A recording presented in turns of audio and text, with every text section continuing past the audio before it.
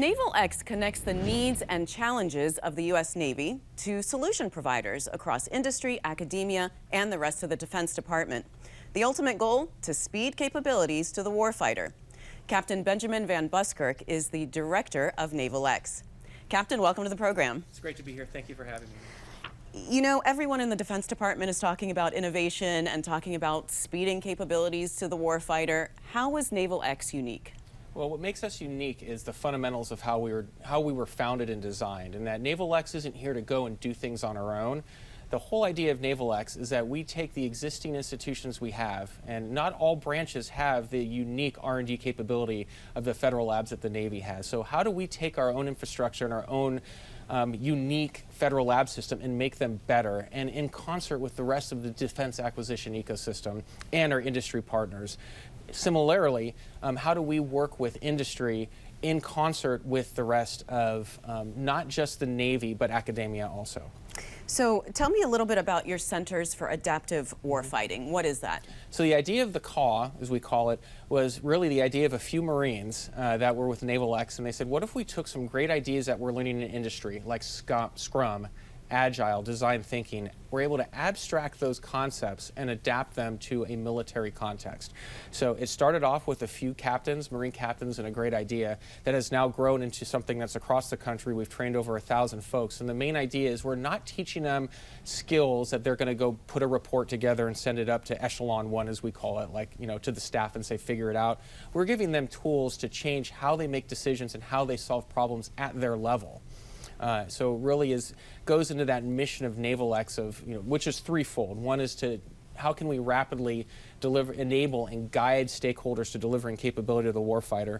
Two, for being that platform for connecting the naval needs and challenges with our partners through defense, academia, and industry, and for leading and enabling that culture change, and that's really kind of gets to that bottom line. Can you give me an example of, you know, taking a need or a challenge that the Navy has been having and Naval X has been able to guide that through to a solution?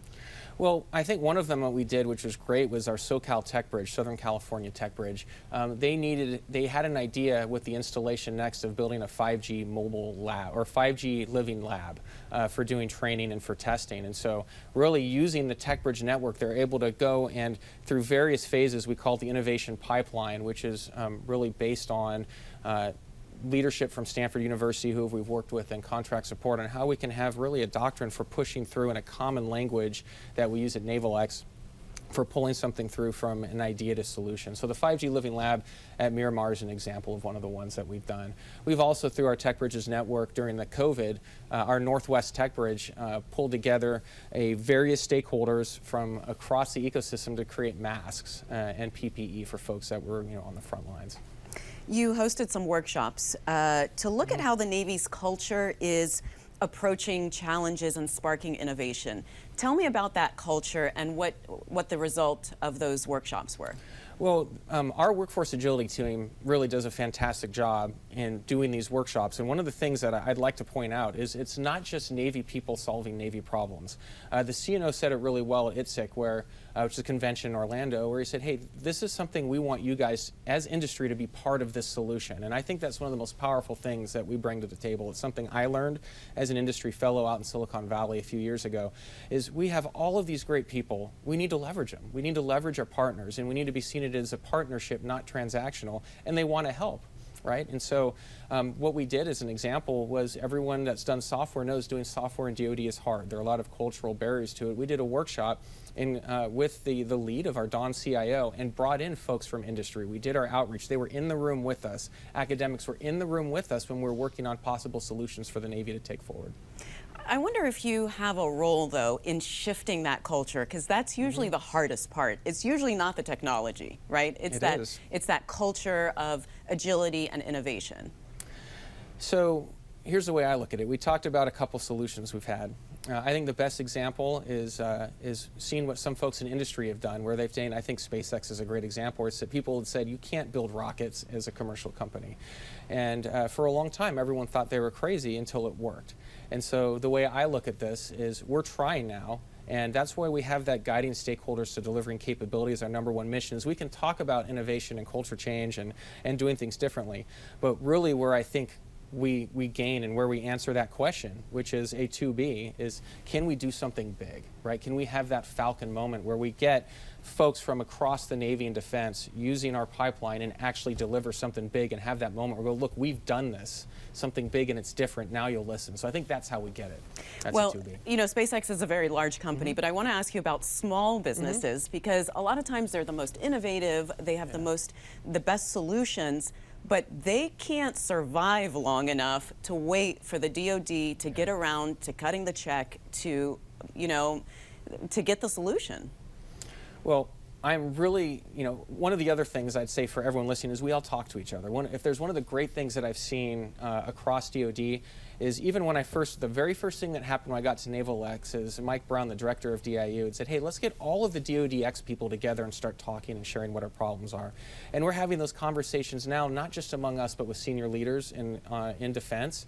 And, you know, folks on the Hill are very interested in what we're doing. So, you know, it's an effort that takes time and working together on. So it's easy to pursue innovation for innovation's sake. Yep. How are you actually measuring success? So right now, we have a handful of metrics that we use. You have, I call them input metrics and outcome metrics. And it was much easier when I was in industry because you always know if you got it because you either sold it or you didn't. One of the challenges with ours is we're doing things, we call it sowing the field, right? And the actual solution to the warfighter takes, and a lot of times, many years. So how do we measure the progress? So what we're doing now is one, input metrics, like what is the outreach we're doing? How many government folks are coming to us looking for problems to solve? How many folks from industry are coming to us?